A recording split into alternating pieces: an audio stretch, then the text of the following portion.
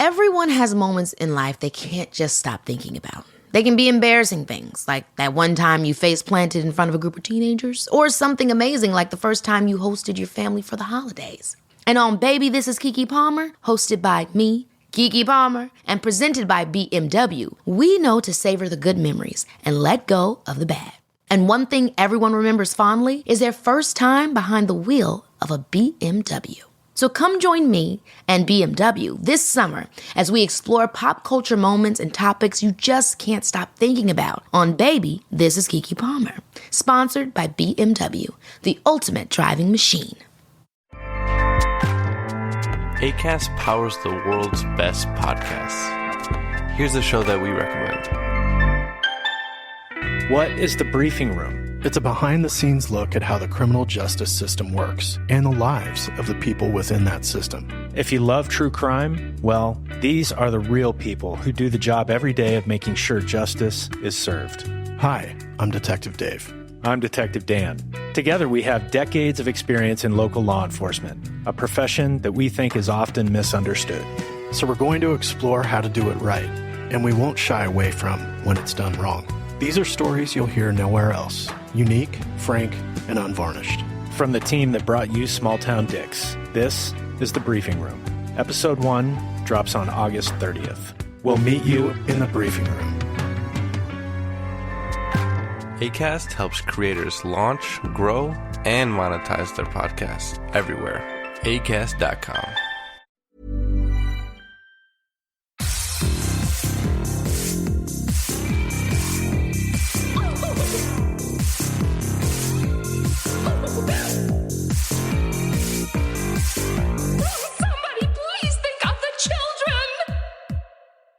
And welcome back to Scarred for Life, the podcast where we open up old wounds by looking back at the films that scared us as kids. I'm Terry. And I'm Mary Beth.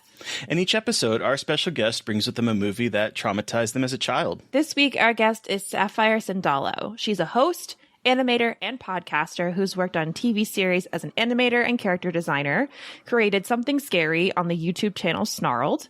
She's also a recurring paranormal expert on the travel channels Paranormal Caught on Camera and Paranormal Night Shift, and now has her own YouTube channel and award-winning podcast called Stories with Sapphire. Welcome to the show!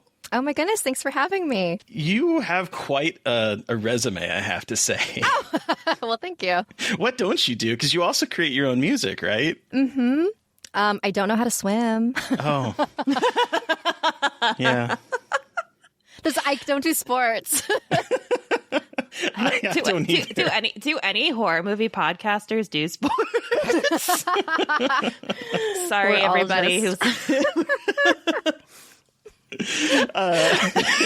So sorry. Before we get into your kind of creative endeavors, how did you get introduced to horror? So I was introduced to ghost stories and the paranormal in general from my grandfather, actually. Okay. So when I was younger, he used to share just like these really cool stories from when he lived in the Philippines. And these stories were presented to me as truth. So I grew up thinking, oh, yeah, all of this is very real.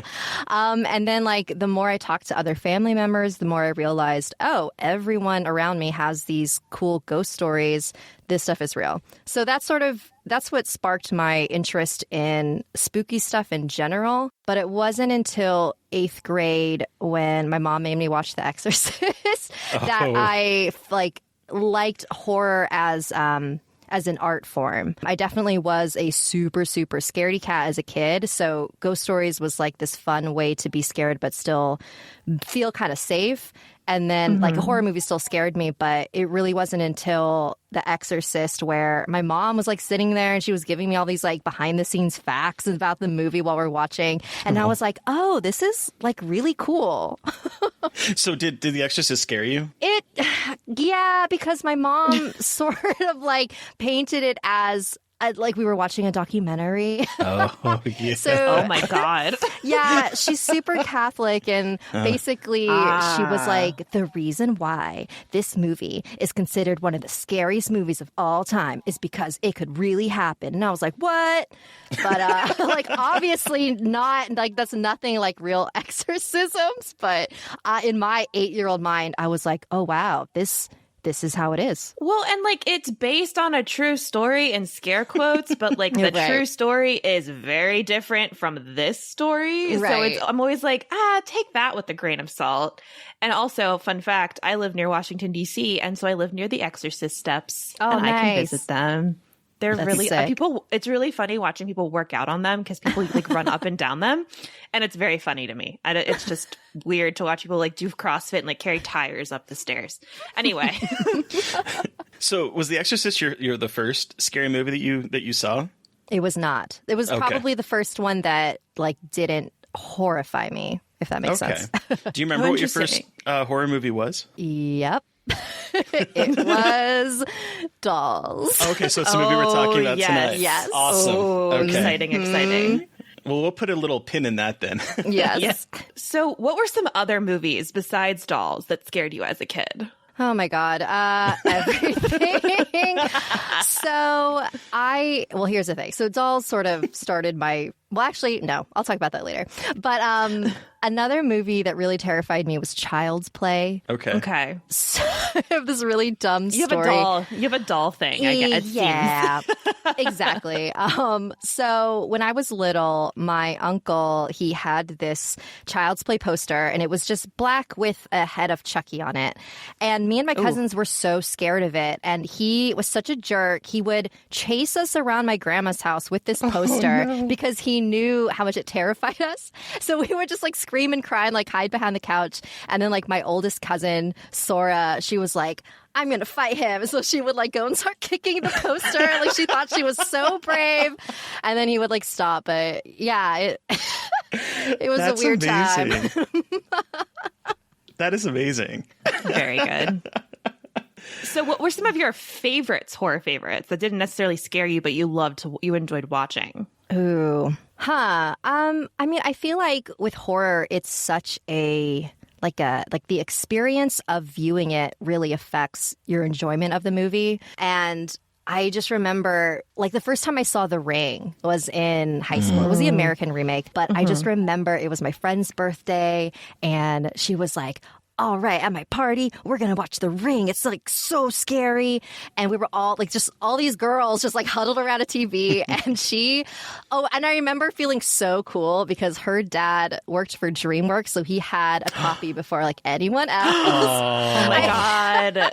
And so like every like 10 minutes, there'd be like a little disclaimer at the bottom that's like property of DreamWorks. So like whatever the fuck. And it was just so stupid because I remember, because she had already seen it. And before something scary would happen, she'd be like, okay, brace yourself. Like just prepping us for the scares, which is so stupid. But I just remember how fun it was watching that movie with everyone. You know, I think that's what's so great about horror. Like horror and comedies at the same time. They really, if you have a good audience, that communal experience is just, you can't pass it up. It's like the best thing about it. Totally. So transitioning into being as an adult, what draws you to the paranormal and horror as an adult? So I have always been really obsessed with these ghost stories and just learning about the paranormal in general. Like I was that kid at the library who would stay in the occult section and try to read up on how to astral project. And obviously it never happened, but like that kind of stuff. Like I really loved learning about it. And I always wondered why. And I sort of got an answer in the last couple of years. I was working on this animated TV pitch for like a Filipino horror animated teen show. And part of it had to do with Filipino history and stuff. And so I was like, okay, I don't really know like too much about Filipino history, so I should probably read up on it. And it was during this research that I learned about the Babaylan, which were essentially these spiritual leaders in the Philippines who were considered just they were like the leaders. They were very powerful. They sort of acted as the priestesses, the teachers, the healers, all these things. And they played a really huge role in indigenous communities. And then what happened when the Spanish came and colonized the Philippines, they were like, oh, we don't like this witchcraft that you're doing, so we're just going to murder all of you. So they threw a lot of the babaylan into the rivers and were fed to the crocodiles. And then the ones who, it was real brutal. But the ones who survived, they survived because they fled to the mountains. And so that whole aspect of Filipino culture was almost wiped out. Like, luckily, there were a couple who survived. And learning about all of this sort of made me realize, oh, this is why I love this shit, because it's literally in my blood. Like, witchcraft, like connecting with nature's spirits and sharing stories, like that's part of Filipino history and culture. And I was like, oh, that makes sense. And that was a really cool revelation for me. Wow. That is really rad. Okay, so paranormal has been like paranormal interests, the supernatural has been part of your life since you were a kid with your grandpa. How did you turn your love of paranormal into your career? So I went to school for animation. So that's like my biggest passion, animation and ghost stories. So for the first couple of years, like after I graduated school, I was kind of working on a lot of like adult comedies, really just goofy stuff. And the animation industry is so project based. So I was going through a very long period of unemployment. And I was like, you know what? I'm going to try some stuff that maybe I wouldn't have tried because I was trying to find work or whatever. So it was in doing that I met this girl, Rachel Evans. She is also in Paranormal Con and Camera with me. I met her and she was working for this YouTube channel called Snarled. And we met because we were part of this like orientation for like hosts and stuff. And I quickly realized it was not for me. It was like people who wanted to be like on Access Hollywood or whatever. I'm like, no. I'm like, not my vibe. So, but we connected and because I had mentioned that I was an animator and she was like, oh, I work for this channel. We're trying to do more animated stuff. Would you like to do a show for us? And I was like, hell yeah. So I pitched a show, which is now Something Scary, where I literally combined my love for animation and ghost stories. And that's sort of the first time that I professionally was doing this big paranormal stuff. Cool. That's awesome. Thank you. Do you have any personal experiences with the paranormal or the supernatural? It's so funny. Everyone always asks me that because they're like, oh, you must have the wildest stories. And I really don't. But something really cool did happen to me that I do like talking about. So the grandfather that I mentioned, he passed away last July from COVID. And God, I'm so sorry. Thank you. So in December of last year, I was missing him in just missing him more than I usually did. And I have this altar. I put his picture up there and I made a habit of trying to talk to him every day, just like, hi, Grandpa, whatever. And there was this one day where I was like, I would really like to feel your presence today. So if you could make yourself known somehow, that would be tight. Something like that. So I went to my desk and I started working, and like maybe half an hour later, this moth flies over to my desk and it lands a couple inches away from my left hand. And in Filipino folklore, moths represent the spirits of our ancestors. So I saw this moth and I froze, and out loud I said, Grandpa? And then it flew onto my finger and it just like stayed there. And I looked at it and I was like, I just nodded to myself and I was like, thank you, Grandpa. And then it flew away and it landed on the wall in front of my desk and it just stayed there for a couple of hours. Holy shit. What? Yeah. Grandpa? That's amazing. Oh, that's so beautiful. That's a Thanks. sweet story. I mean, that's Thank a you. sweet experience. Yeah, and it's one of those things where it could have just been a fucking moth, but like I like to look at it as I think that was Maybe it was my grandpa. That was his way of showing himself that day. Wow. And like, you know what? Sometimes it's like, oh, it was a coincidence. And you're like, nope, I choose to believe that it was actually this and you can't change my mind. Like I don't know. That's what a lot of people are like. It always want to explain away because I have had a few like paranormal experiences, but people are always like, you're just being paranoid. I'm like, leave me alone. It's not hurting anybody. Right. I choose to, like, God.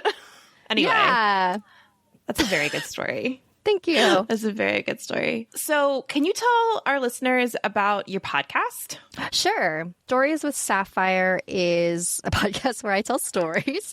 All right, there we go. That's it. That's it. Sometimes I narrate them. Sometimes I interview people, and then I sort of interject with my own thoughts and my conclusions about what their story could mean.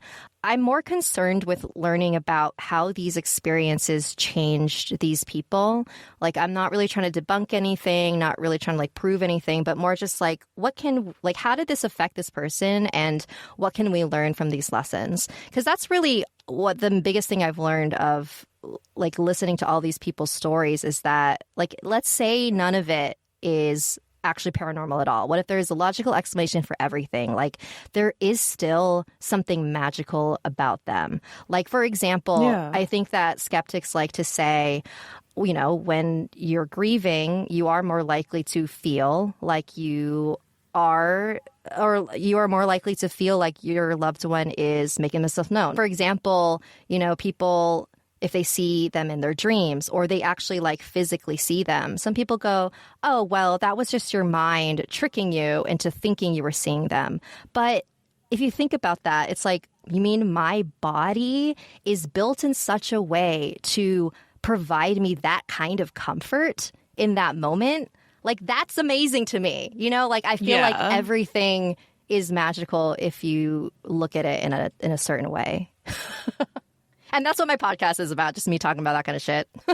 I love that perspective on it, though, because I've never thought about like how magical that can be, that you're like, it's almost like, you know, a coping mechanism. Mm-hmm. If it's especially if it's a loved one, it's like your body knows what you want. And so something happens. And that's really, wow, that is really cool. Like, I think that's cool. So I'm a skeptic, but I have really fallen down a rabbit hole of listening to your podcast. And the one episode that really kind of freaked me out really was the strangers in my home, where it's about you spoke to this woman who keeps finding things in her apartment rearranged, and there's like that story of there might have been like a panty thief that was breaking into women's homes, and like regardless of how you look at the story, either it's supernatural or it's natural, it's still a fucked up story. Yeah.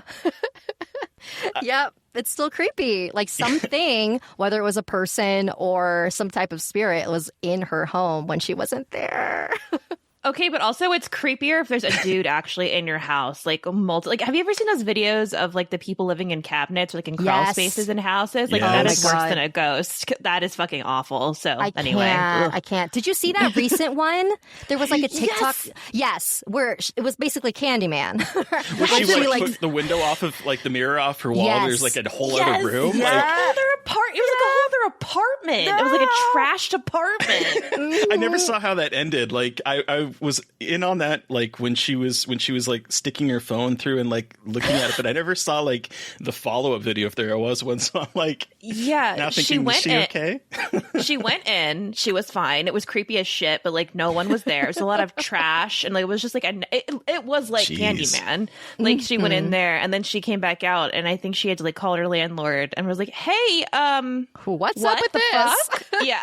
I think they were like, oh yeah. She's like, you didn't think to tell me about that? So, you know, typical New York apartment things. Ugh. Anyway. Wow. So, but what I was thinking about while I was listening to that episode in particular was, has there been a story that someone's told you that like gave you goosebumps or really freaked you out? Yes. What is it? What is it? Okay. What is it? I was gonna say, what is it? Okay. I'm thinking of which one to say, because a lot of them have. I'm trying to think which one is like. There's one that's like long, and then there's one that's really short. Which one do you prefer? Let's do the short one, and then if the long one, we can plug the episode. Yeah, so the long one is in the podcast, so I could just like plug that episode. Okay, cool. So the 5th episode of season 1 of Stories of Sapphire, it's called Not of This World. The 3rd chapter of that is the story of a friend of mine who used to work for Clive Barker in his mansion. Oh, wow. It is, dude, like, I screamed when he told me this story because like it was so unbelievably wild, and that's my little teaser for you. But basically, like, Clive Barker's mansion in Beverly Hills is super haunted, and that's where he gets. Fucking is. That's where he gets. I know, right? That's where he gets the inspiration for his paintings and his movies. So yeah, but basically I won't say all of it, but the story is about how somebody saw something in the house, and then it was like confirmed by like other people that like that is a thing. Anyways, it's real fucking creepy. Oh my God, I need to. And then I just looked at Clive Barker's paintings, and I'm like, oh no, I cannot wait to listen to this episode. Yeah, it's real spooky. And so let's see. So I'll tell a short one, just so you're not like hanging on the edge here. So there was a period of time where wherever I went, whether it was in an Uber ride or at a restaurant, I would ask people, like bartenders, waitresses. I still do this, but obviously not right now because of the pandemic. But there was this one time in 2016, I was at some restaurant and I was getting lunch with a friend, and our waitress was really nice. So we were like, hey, do you have any paranormal experiences that you could share with us? And she was like, yes, I do. So she said that I think it was like her grandma or something, lived in New England or somewhere on the East Coast. Maybe it was Martha's Vineyard. I'm not familiar with the East Coast. Sorry. So just somewhere there, had a really big mansion, and she was moving out. Or was she moving in? She might have been moving in or out. I can't remember, but I think they might have been moving into this place. And when they went inside, it was all empty except for this desk. And it was in the attic. It was the only piece of furniture in the house. And they were like, that's weird. And they looked at this little desk, and there was like a small hand-shaped indentation in it. Like it wasn't a hand print. It was like as if a hand. I don't even know how to describe it, but so it was it's indented. like when you put your hand in cement and you press down and leave a print. It's like that. Exactly like that. But it was like a wooden desk, so I don't know how you would do that. But it was like that. So they were like, oh, that's weird. But they were like, oh, well, we could use this desk maybe. So they sanded it down so that the handprint was gone. Did that fucker come back? When they went to look at the desk again, like the next day, that handprint was somehow back. And they were like, that's weird. We're pretty sure we flattened it. So they sanded it again. And what do you know? That handprint came back. So this happened enough times that they were like, okay, there's something up with this desk. And so they burned it. And then they didn't deal with it. But it's such a short and simple story. And also to me, the reason why I love asking waiters and bartenders or just people that, it's just like there's in my opinion, there's no reason for her to make something up. It's right. The first thing that came to her head was this story because it stuck with her because it was so weird. And I think about that a lot. I'm just like, what was up with that handprint? But I also love that they just burned it. I love that. They were like, no, we're not fucking with this. We're going to light this on fire and just not deal with it. I respect that because they're like, no, we don't need to know. We've seen enough. It's just weird. What does that mean? I don't know. Wow. I got goosebumps. But also, again, I believe this shit. Hook, line, and sinker. I'm like, it's real. It's a ghost. So, but that's why I love it. Right? And I just feel like for things like that. So I think when people have a story where they see something, I feel like it's easy for people to debunk, where they go, okay, maybe it was just your imagination, or maybe you thought you saw something. But a story like this where there's something physical, that's where I go, I don't know how to explain that. Yeah. Wow. Spooky. I mean, and that's the thing. Like for me, like I said, I'm a skeptic, but I love hearing people's spooky stories. Like I love hearing them, even if I don't maybe 100% believe them. Sometimes I love that art of the kind of cultural stories, or like the urban legends, or the folklore, or the stories that have percolated over time. I love that kind of communal storytelling. Mm-hmm. There's fun. nothing better than horror stories. Right? Oh, I'm obsessed. So I'm going to listen to that. And I think I know the person. Mark, he's from Encyclopocalypse. Yes. Oh my I'm God. like very brief. Like I've met him once or twice, but like we're talking about there's a project that one of the sites I'm working for is talking with him. And now I'm going to email him and be like, hey, we've talked like one time, but I heard from Sapphire about your creepy ass story. But okay. Oh my Sorry, God, I looked love it up. it. Yeah, Mark I Ellen knew it. Miller. Yes. Oh, yes. Oh my gosh. Cool. And also creepy. Small I'm gonna world. ask- yeah. The horror community is so small. Bringing this back to horror movies, though, so I know you hear a lot of scary stories. You have channels about it. You talk about it. You've spent a lot of your adult life working through it. Do horror movies still scare you? No. No.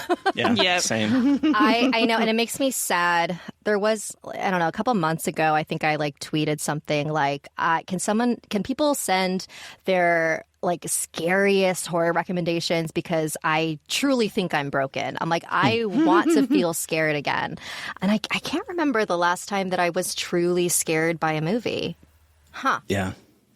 I mean, we're the same way, you know, when we watch horror movies all the time, that it takes a whole lot to jade us anymore. Or we are jaded, so it takes a whole lot to really truly scare us. But I was kind of curious, because you had mentioned that you were kind of like scared as a kid. So yeah, but I rewatch a lot of the stuff that scared me as a kid now, and I'm like, oh, this is awesome. It's not scary at all. Yep. Okay. So with that in mind, Sapphire, Yes. what movie are we talking about today? We're talking about Dolls. Oh my God, Dolls, directed by Stuart Gordon, which I did not know until after I watched it. So Dolls is about a group of people who stop by a mansion during a really bad thunderstorm, and they discover two magical toy makers and their haunted collection of dolls. yeah. Yep. And I'm really curious to hear your story about this, Sapphire, because this was a movie that I never saw as a kid, but I remember walking by the poster and the VHS tape in the video stores, because it was positioned right next to Child's Play, and it always terrified me so much more than the Child's Play poster, because it's this little doll and she's holding out her two eyes where they're not supposed to be, off to the side of her. So I'm curious, since you were a kid that saw it, what was your reaction to this film? Okay, so Give us your horror story. let me. It's so bad. So I was, I think, 4 or 5. Oh, wow. Oh no. But yeah, so it was me and my sister. My sister's like a year older than me. We had a babysitter named Melody. Melody, if you're still out there, fuck you. Fucking Melody. Fuck Melody. So she was the fucking worst. Okay, she was the fucking worst. So me and my sister are so small. We are so little. And she thought it would be hilarious to put on the movie Dolls and lock us in the room so we were forced to watch it. And I can't remember if she like brought the VHS to our house and played it. I'm like, wait, how are we watching Dolls? Like, I don't remember like how that happened, but I remember so vividly. She put it on and then she ran out of the door and locked it. And me and my sister were like, ah! We started screaming and we were like banging on the door to let us out, and she wouldn't let us out. Oh, so, my God. But here's the thing. I don't remember. I don't remember at what point she did eventually let us out. And I don't know if I just blocked out everything from this movie. So like rewatching it, there were certain things I like vaguely remember. And I'm like, oh, wow, did she really lock us in there the whole time? But yeah, so that was my experience with Dolls. And after she let us out, I called my mom and I was like, I told her what happened, and my mom immediately came home and fired her. Okay. I was like, please tell me that she never babysat you ever again. Was that the first time she had Was that the first time she had babysat you? It might have been. Here's the thing. I know that there were multiple days because there was another. Again, she's the worst. There was another day where she locked me outside in the backyard because she thought it was funny.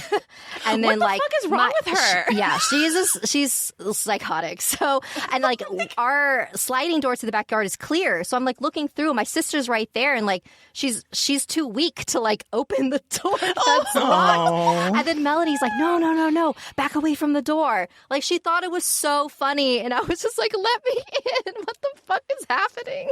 Wow. Oh my God. Fuck Melody, you, Melody. if you're listening to this, fuck you.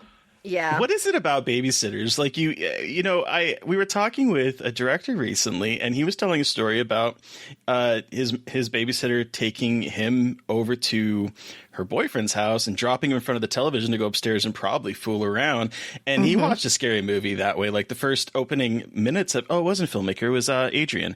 We talked to Adrian, who's a podcaster, and he saw the opening minutes of like My Bloody Valentine and like was absolutely terrified because his babysitter just like dropped him off. What the it's fuck? so and it's when so I was up. a babysitter, I had watched too many scary movies, so I was careful to do all the opposite stuff. Like I would never like I'm a very anxious person, and I was even more anxious as a kid, so I was always like aggressively careful, like to a point where I was probably a bad babysitter because I was so anal about it. But I was like, we will be locking all the doors. We will be making sure everything is right. There will be no boys coming over, no alcohol. I will sit very nicely on the couch and watch a movie. It was the call so dumb, will not be coming from inside the house.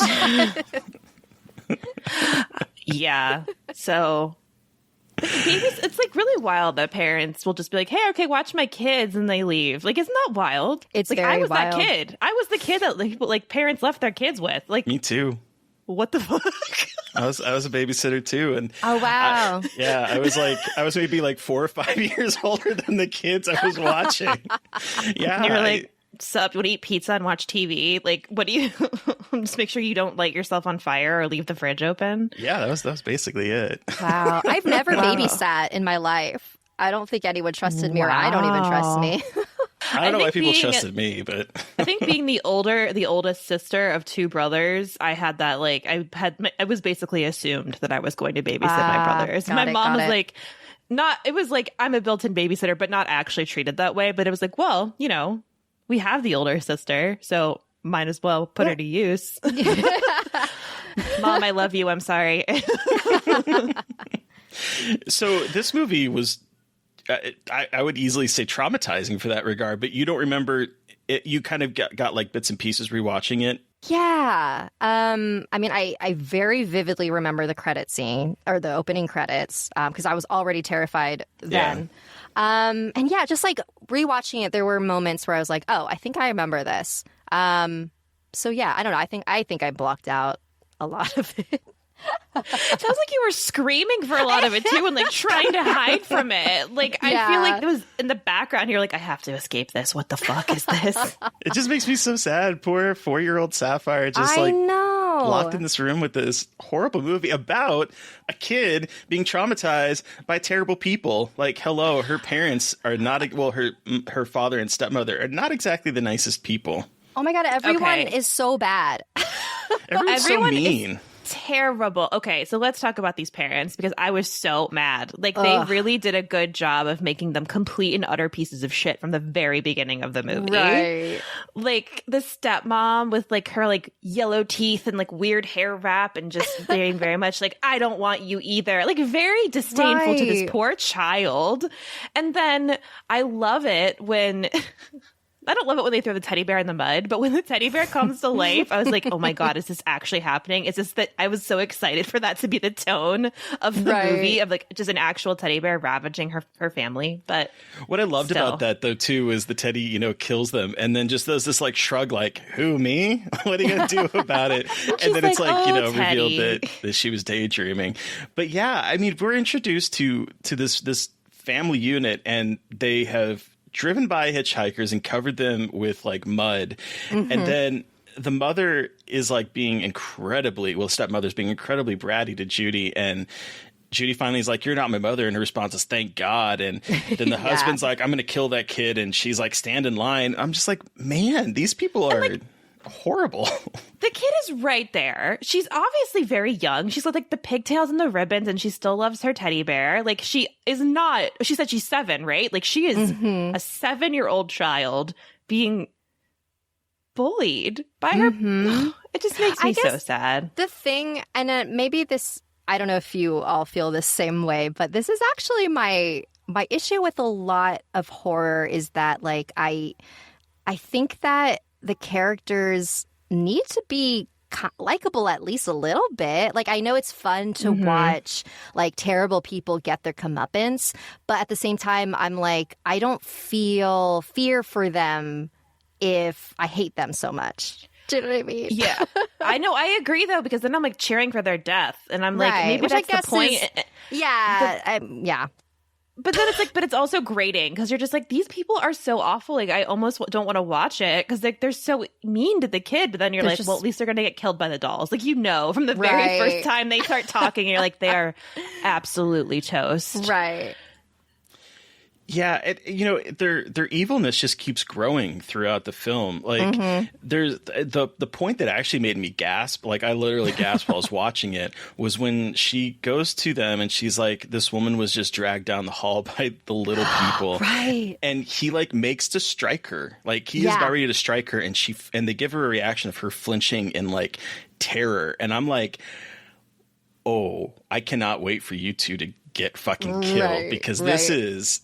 And the only reason that he stops is because Rosemary's like, "Think of the child support, my money." That's the reason. My money. I was so like, this is the most insufferable bitch I've ever seen. I know. Ugh. Well, she's dressed like she is a reject from a Tim Burton movie. Like, she was kind of giving me like dollar store bin. What was the mother in Beetlejuice, like giving me dollar store bin, that kind of like the very artsy fartsy, just sort of like she has her hair in like a really weird, very long bandana, and she's wearing fur and everything. Like, she's giving me that kind of, but like the cheap and mean version. Well, and then there's the contrast with the nasty hitchhikers, like the British punks. I did love their outfits, though. I will say that. They were fun. But like what I don't know. I had a hard time trying to figure out if they were actually English or like I was like, what are these accents? They were. Well, at least one of them is. One of them, no, they both are, because I actually went to go look at their careers because I wondered the same thing myself, because I was surprised that when this started, because this is an American movie, and I was surprised to see that they are driving opposite side of the road. The steering wheel's on the other side. I was like, oh, they must be over in the UK. And then you see these British punks who you don't see a lot in horror movies. So I was like, yay with that. And I was like, but are they really British? But they have been in BBC productions, and the woman that played Isabel teaches dance in England. Interesting. They are English, but their accent's a little circumspect in this movie. Yeah. Well, and so Terry, you brought this up earlier to me about the fairy tale structure of this film. Yeah. And what I think about with these caricatures of people, they're very much not, they're characters, but they're also very much like caricatures of those characters. You've got obviously the evil stepmom, the kind of asshole dad, the little girl, the kind of scary yet well-meaning old people, and then the sweet, well-meaning dude who is very innocent and a child at heart that they love to keep saying, and then the punks who have no regard for tradition or being polite. So it is. I liked how you brought that up, Terry, about it being a fairy tale, very much an OG Grimm Brothers fairy tale. And it started to it really hit me when I guess when I first started watching the movie, because we're introduced to Judy and she's in the backseat of her car and she's reading Hansel and Gretel.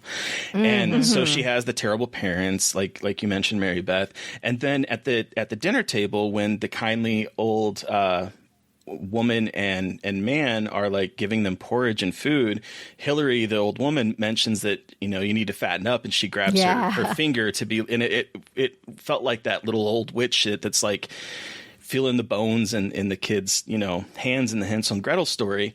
And then in the ending, it is revealed that Hillary is a witch, but instead of being kind of like that story about kids need to be better or else, this is what's going to happen, it's about the parents, and it's about like the privilege of being parents. So it's actually kind of a reverse, like Grimm's fairy tale in a way, because it's the horrible father and mother that get their comeuppance and not the kids.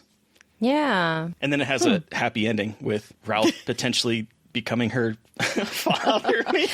Ralph cracked me up. Like, there were some choices that I was like, this is the funniest thing. Like, when he grabs her arm and is like, let's go. I don't know, like, do you remember that? Yes. I was laughing he was so like, hard. Fuck this. He had some of the best lines. He really did. But okay, so before we get into some of those lines, some of my favorite things about the old people, there are some gnarly kills and set pieces in this movie. Like, I don't know what I was expecting with this, but it was not these kind of really intense kills and these really good effects with the dolls. Yeah. Like, they were... Whew. The stop motion moments were like, they hold up. That's the shit that really creeps me out. Like, stop motion is just like naturally creepy just because it looks all like janky and I don't know. Just seeing those dolls like come towards valley, you. Or uncanny valley type thing. Uncanny valley, yeah. Yeah, the death scenes really, I really loved them. I particularly loved how vicious the mother Rosemary was, where she's like in bed and they're crawling under the covers with her. And it got me thinking, because we've covered a number of movies on this podcast where there is something creepy in the bed with them. Like there was the spiders and Something Wicked This Way Comes and The Grudge, like the ghost under it. And I'm like, that is like a carnal fear. I think that is like ingrained in us about the bed is supposed to be the safe point, and then they're crawling underneath her, and then they're sawing at her leg, biting chunks of flesh out of her. That was sawing so of her wild. Foot. I was like, are they sawing her foot off? With a tiny little saw. I was just so like, cute, what is happening? What the fuck? Well, and like, I don't know what I thought the dolls were going to do, but I didn't think they were going to have tiny little weapons, like little screwdrivers and knives that were just like, and they, like the soldiers who have the guns. Right, The other punk girl, Enid, and they're just like the very like, they play that music and then they shoot her and then they play it again. I'm like, oh my God, they have real guns. They have real weapons. I'm so used to creepy dolls just like appearing places and looking scary, but not actually being armed and dangerous. Well, I guess like that was one. I'm curious to know what both of you thought of this, or if this like bothered you at all. But by the end, so if the punishment for the people was to be turned into dolls, does that mean that all the dolls in the house were people that have stopped by the house? And if that's the case, then why are all the dolls so murderous to people? And then also my other question was, when they had that little committee to decide if Ralph was going to be killed or not, I was like, wait, like, I don't know. I got a little bit confused on like the backstory of the dolls themselves. Like, did I miss something? No, I had the same exact question. I was trying to piece that together. But because like at one point they hit, like when they hit off the faces of the dolls, there's blood. Yeah. So and there's like an actual flesh. So I was under the impression, but it was under a certain impression that they used to be human, but I didn't get past like how, why, what, and like how they're not killing the toy maker, but they're killing the people that come in. So it's like, why are they compliant? Is it the part of a spell? Yeah. I think it's part of a spell maybe. Because at the very end, it's it's revealed that Hillary is a witch, and she does shrink the father down to Mr. Punch, and which Judy and Mr. Punch I think is hilarious because that's like that was a real puppet show in Britain like way back in the day. But so okay, the story doesn't make a whole lot of sense. Let's just be honest with it. But I think doesn't. In this story, I do think that she has spelled them to be the kind of defender of childhoodism, I think. And so I can buy that. I think that's kind of, but yeah, it doesn't, it's never explained. The only explanation we get from what I remember is when David gets turned into Mr. Punch. Yeah, I don't know, but that was a really painful sequence watching Enid, because okay, you mentioned earlier about the punks, and I agree. I think Isabel was a terrible punk, but I love Enid. Enid was my favorite. She actually had a conscience.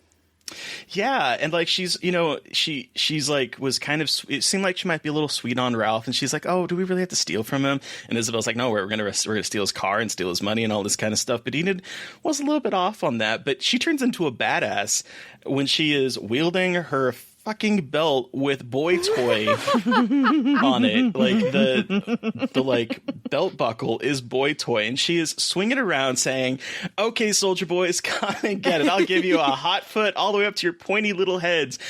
And I'm like, yes, queen, go. You murder those little dolls. Like, I love it. Like, this all-out war on dolls is just...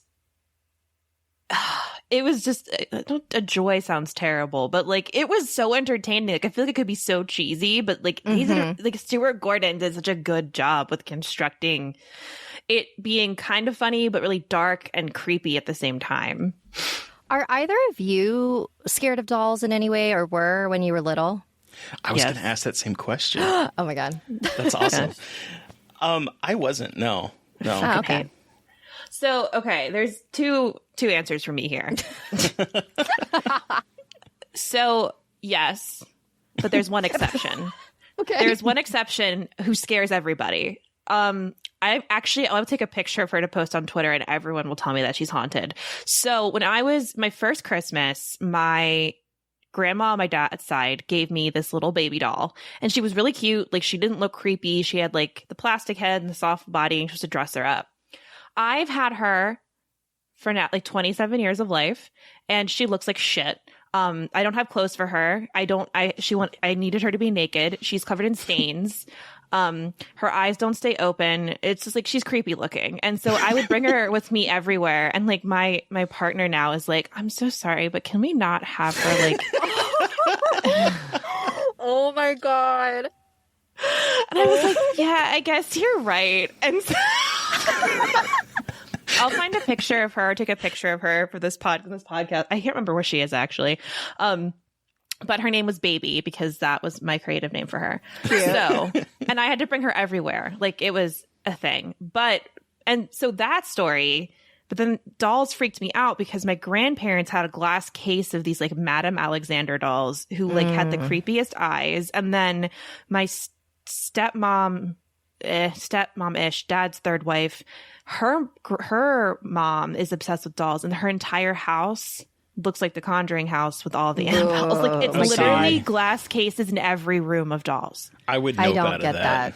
And it just feels like eyes are on me and watching me, and it's just like so gross and creepy, and it just it makes my like skin crawl just thinking about it. Like, no thank you. Nope. And see, I was never really around dolls too much. I had a lot of like, He-Man figures and stuff, but like they never really bothered me. I used to watch Chucky as a kid, and it never scared me. Wow. So I've never had it, but I will say that I have walked through like an antique store where there is like a row of dolls, and it kind of gives me the willies because the eyes, if they're done right, the way the eyes look, it's that kind of uncanny valley look where the eyes look human and they're in this like molded piece of plastic. And so there is a moment sometimes as an adult where if I'm walking through there, I'm waiting for the eyes to like, shift or something. I will be honest with that. But as a kid, it never really bothered me. I never really thought twice about it. What about you, Sapphire? Oh, obviously terrified. So here's the thing, though. I don't know if it started because of my moment with Melody, or it was like before, like it was like a chicken or the egg thing. I'm like, was I already afraid of them, or was it the movie that made me afraid of them?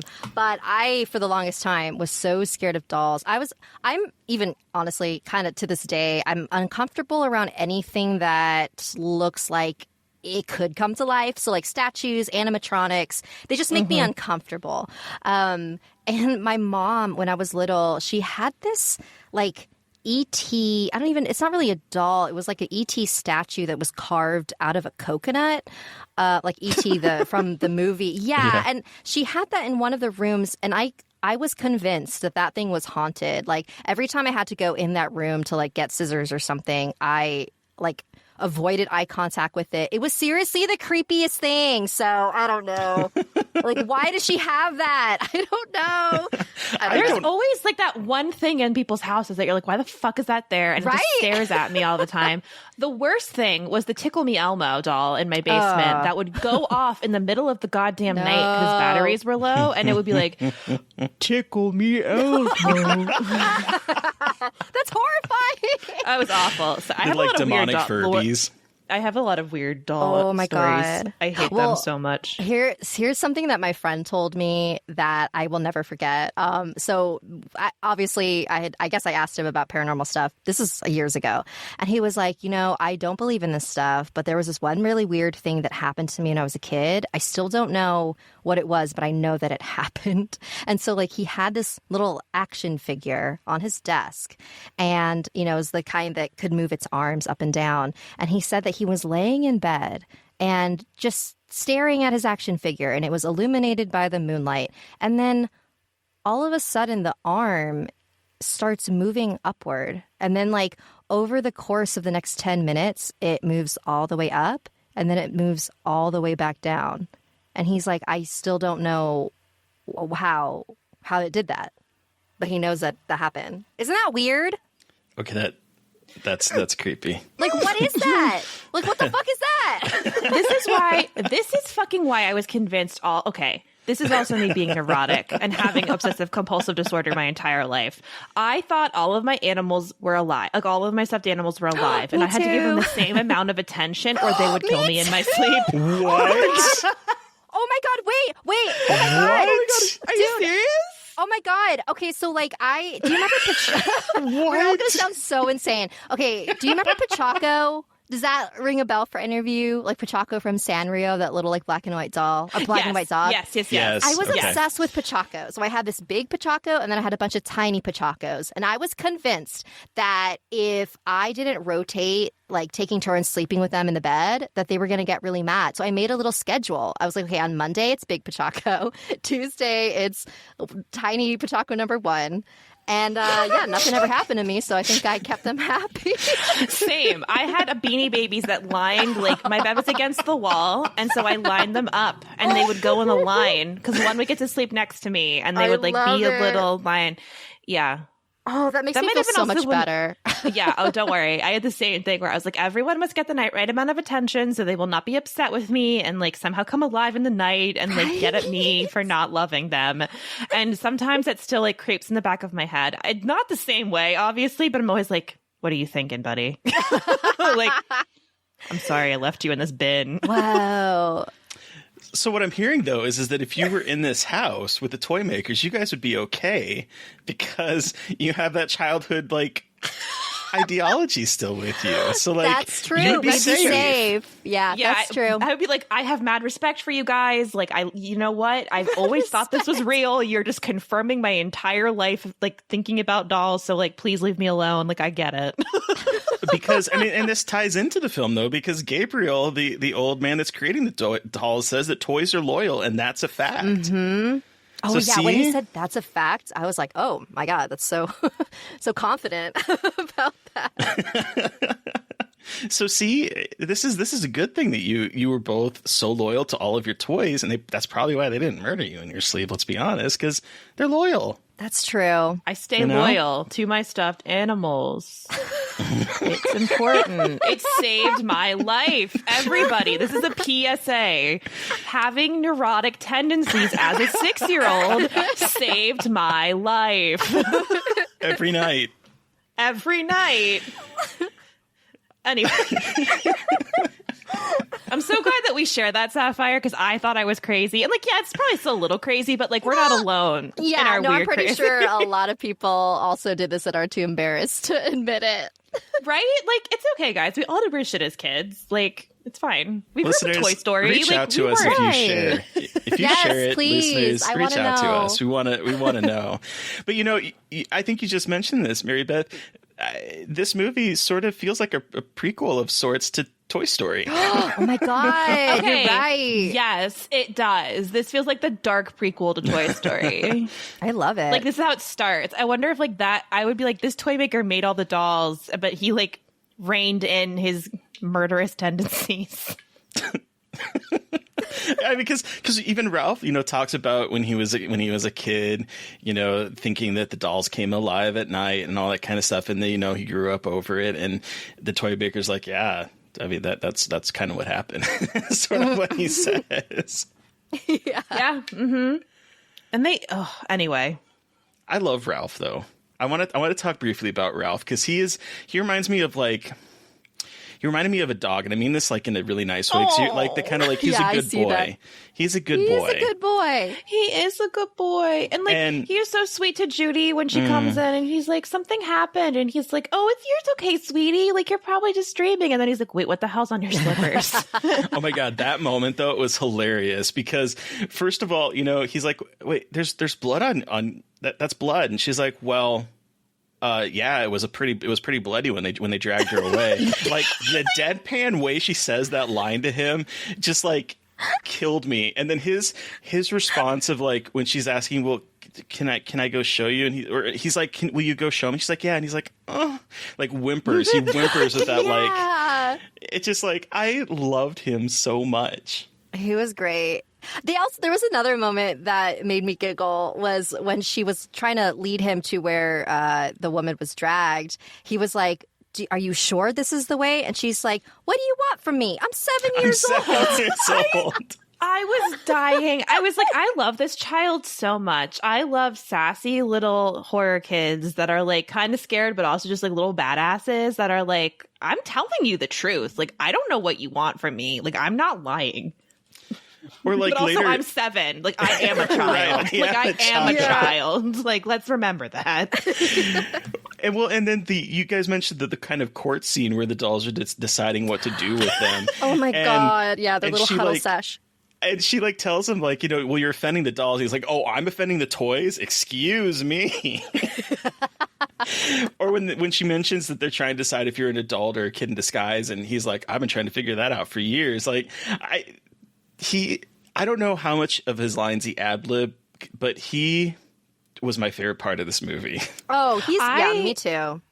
I want a sequel where it's just him and her, and all of a sudden they become like a ragtag team of like running into haunted objects, like the Warrens, but not evil and also by accident. So it's like Scooby-Doo meets the Warrens, and it's just the two of them. Like that would be so cute. Well, it's kind of funny you say that because there was Stuart Gordon was. I mean, it probably wasn't the same story, but Stuart Gordon was at one point very interested in doing a sequel, and the initial story would have been it would have been Judy and Ralph back in Boston, and Ralph would have married Judy's mother.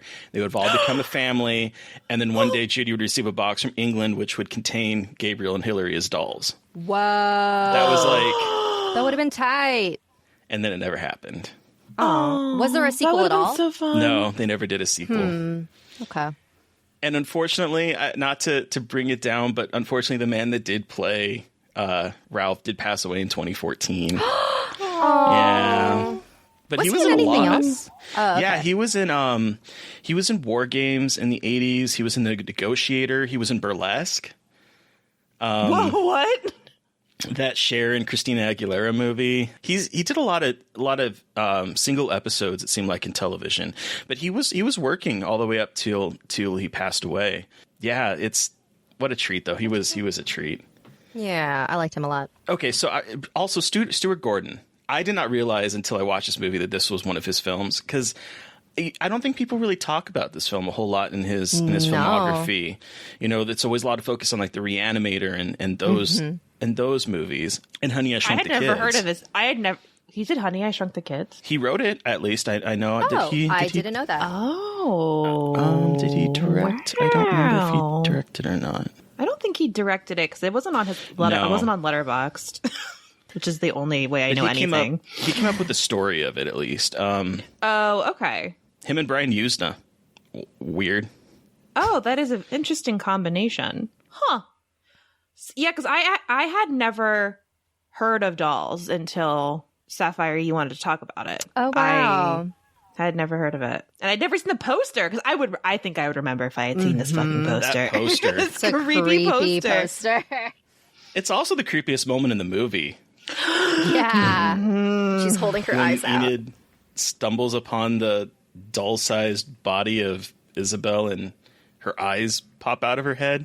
Yeah, the effects in this movie are so good. Like for the 80s. Amazing. But seriously, like she picks up the eyeballs and holds them up. And I'm like, holy shit, this is way grosser than I thought it was going to be. Like I don't again, I don't know what I expected, but it was not like this crazy body horror of people like slowly turning into dolls.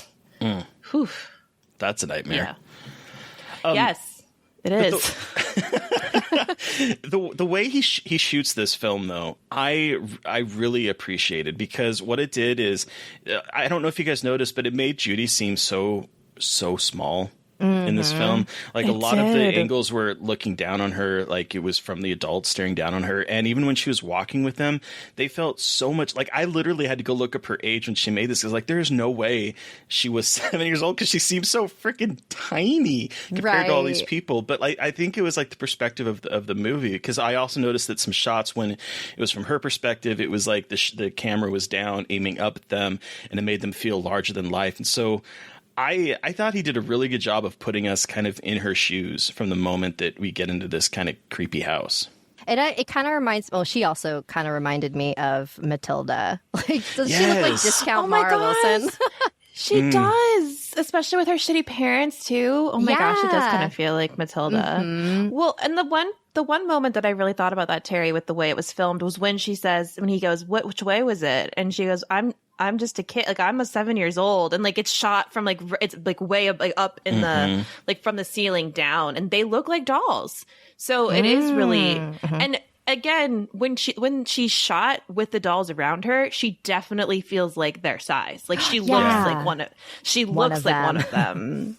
Right. Well, and she's like the ribbons in her hair and the cute pigtails and like the nightgown. So she's already kind of in that doll-like attire. So it's very interesting. That's like, there's this weird thing between, she is human, obviously, but she is doll-like. And it's like, I know it's playing with that idea of childhood and like the childlike nature, not wanting to get rid of that innocence, but it added a very creepy layer to it. I was ready for her to start killing people with the dolls, honestly. I'm not kidding. I had that thought for a hot second. I'm like, is she going to join the Legion of Dolls?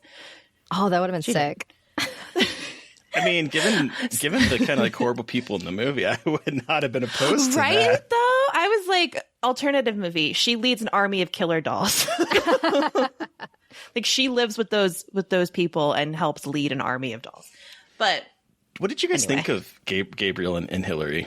I feel like we don't really see them that much in the movies. Like they're there in the beginning and then they're there at the end, but like throughout we don't really interact with them, which I thought was that weird. One creepy moment where Hillary is pushing that little stroller carriage. Yeah. Yeah, that was very odd. I was like, oh no, is this some like a story about you couldn't have children, so now you're turning people into dolls to have your own children?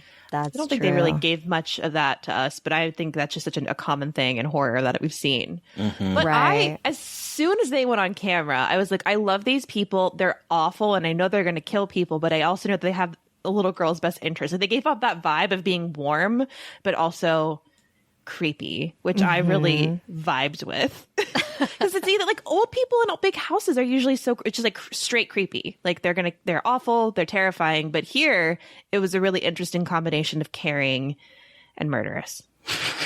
Right. I thought it was interesting how chill they were about all these strangers just barging into their house. I was like, wow, they're like being really cool about this. And I'm like, oh, it's because they want to like turn them into dolls. Kind of going off that, I did like when Hillary checks in on the two punks and they're like listening to, rock music, and they're like, is this going to bother you? And she's like, no, dear, I live on the other side of the house. You play your music basically as loud as you want. And when she was like talking about their style, she's like, oh, well, I guess I don't really know modern style. Like she was kind about it. It wasn't that sort of patronizing old woman that you get in a lot of movies where it's like judgmental about their punkness. It was them revealing themselves to not be the great people that ultimately brought their downfall, not like this vindictive older generation looking down on the punk music of the time, Yeah. Yeah, totally. Well, and also my favorite part with the two of them is at the end where he's like, "Oh, your parents left a note." Oh my God. The way he quickly and efficiently like just sort of ties that whole thing up killed me. That was so good. The PS. Yes, where like he like leaves him this note, and you know it solved that one issue. And I was like, well, what about the two hitchhikers? Oh yeah, P.S. I'm taking the two hitchhikers with me, and then throws it in the fucking fireplace. So good. I loved it. I was like, this is the best way to end this movie. Just like absolute nonsense. Just like, yeah, bye. Like we're not even going to try to make excuses. We're just like, yeah, this is totally bullshit. And you know it, but you know, what are you going to do? No one's going to believe you when you're like, hey, a bunch of killer dolls took these people and made them into dolls. Like, nope. I mean, what a delight. What a delightful It was film. a delight. And, you know, I mean, honestly, I think all we really need is just a belt with boy toy on it. Yes. So speaking of the belt with boy toy on it, do we want to wrap this up and give it our rating out of 5? Sounds good to me. Sure.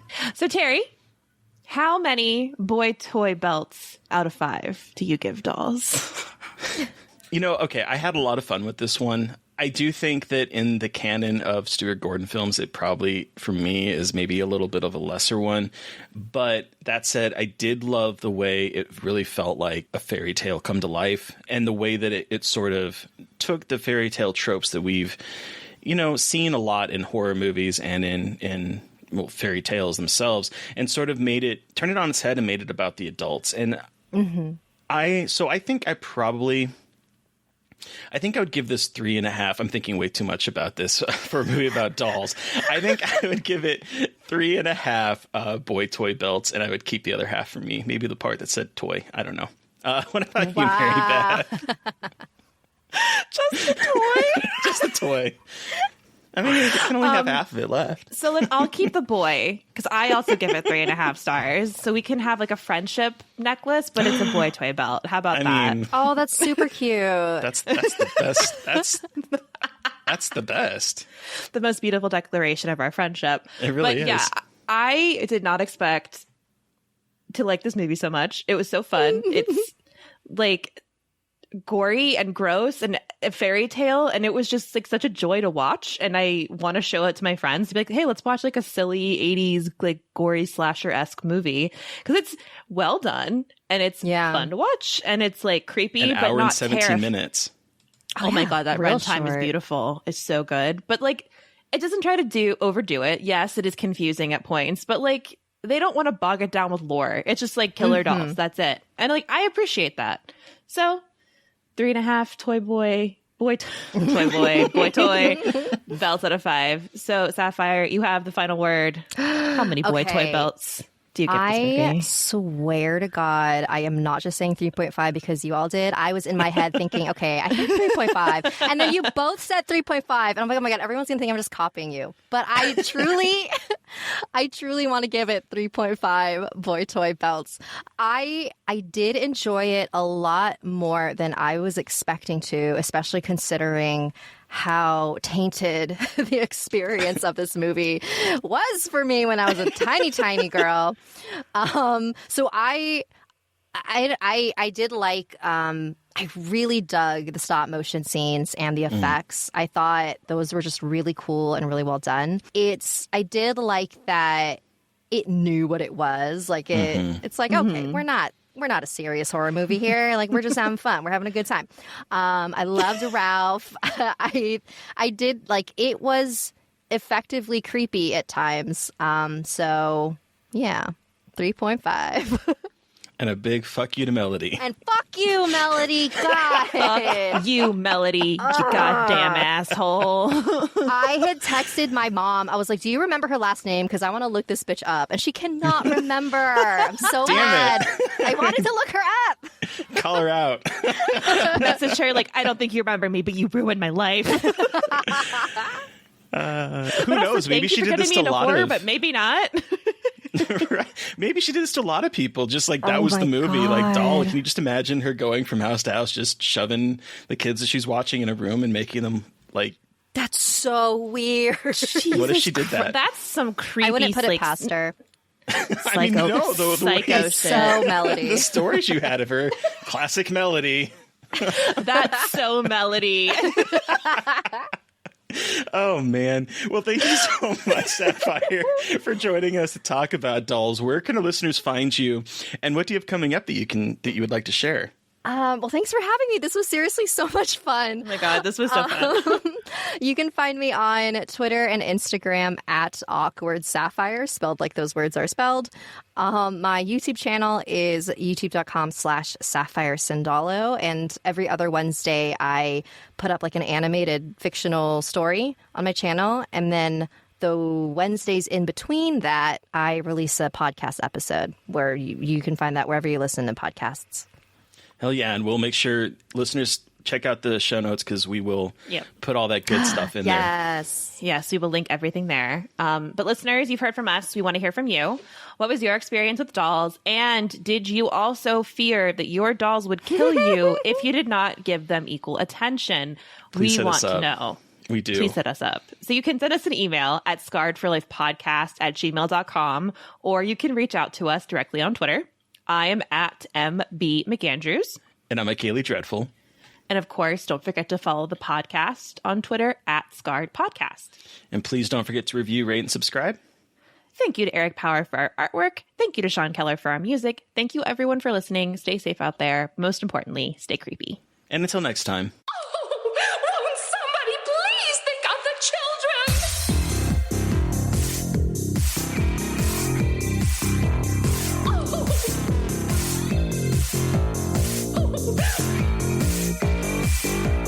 Somebody please think of the children.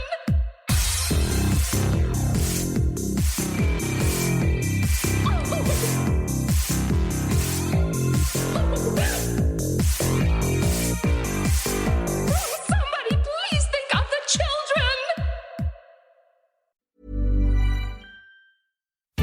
When you want to have fun and have scratchers to scratch, there's a playful way you can do just that. Scratch with the key or acrylic nail. Scratch with the quill from a porcupine tail. Use a belt buckle from your friend Lamar. Or scratch with your pick while you play guitar. You can scratch in a bunch of different playful ways. Scratchers from the California Lottery.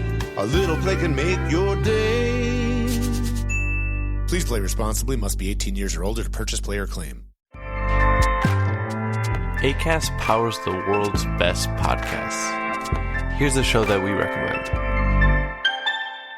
What is The Briefing Room? It's a behind-the-scenes look at how the criminal justice system works and the lives of the people within that system. If you love true crime, well, these are the real people who do the job every day of making sure justice is served. Hi, I'm Detective Dave. I'm Detective Dan. Together, we have decades of experience in local law enforcement, a profession that we think is often misunderstood. So we're going to explore how to do it right, and we won't shy away from when it's done wrong. These are stories you'll hear nowhere else. Unique, frank, and unvarnished. From the team that brought you Small Town Dicks, this is The Briefing Room. Episode 1 drops on August 30th. We'll meet you in the briefing room. Acast helps creators launch, grow, and monetize their podcasts everywhere. Acast.com.